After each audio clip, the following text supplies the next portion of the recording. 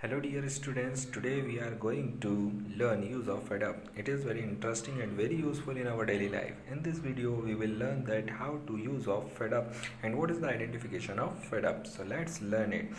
Before watching this video, I would like to tell you that about myself. I am Shailendra Purviya, director of Gurukul English Coaching Center. If you are new in my channel, so please subscribe our channel and like the button and please touch the bell icon so that get the new video update on the time.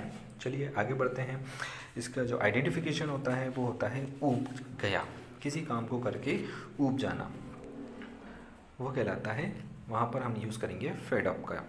ठीक है, इसका rule जो होता है subject is am are plus fed up with plus verb की fourth form plus object. Subject के बाद according to the subject हमें इज एम आर तीनों में से किसी एक का यूज़ करना होगा। कैसे यूज़ करेंगे वो भी बता देते हैं। First person singular subject I के साथ एम का यूज़ करना है।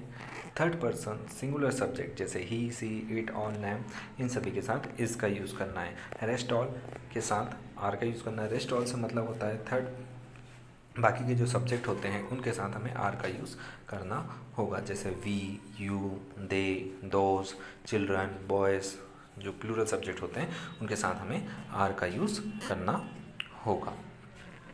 आगे बढ़ते हैं। इसमें वर्ब की फोर्थ फॉर्म का यूज़ दिया है। वर्ब की फोर्थ फॉर्म का यूज़ कैसे करना है? वर्ब की फर्स्ट फॉर्म में यदि आईएनजी जोड़ देते हैं तो वो वर्ब की फोर्थ फॉर्म बन जाती है। Example read, READ plus ING क्या हो जाएगा? रीडिंग।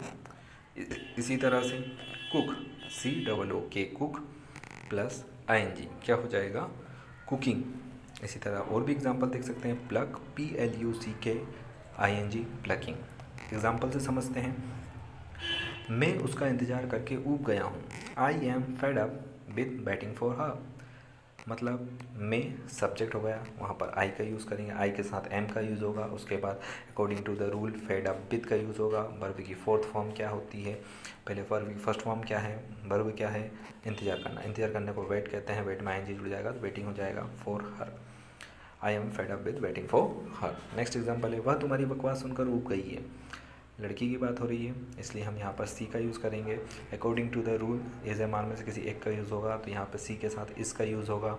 उसके बाद फेड अप विद, सुनने को लिसन बोलते हैं, तो इसमें एनजे जुड़कर लिसनिंग हो जाएगा। You are nonsense. She is fed up with listening, you are nonsense. Next example है, लोग मुंबई में ट्रैफिक जाम से ऊब गए हैं।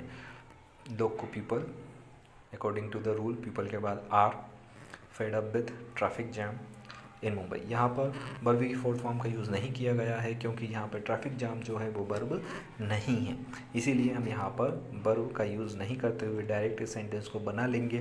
तो क्या बनेगा? People are fed up with traffic jam in Mumbai.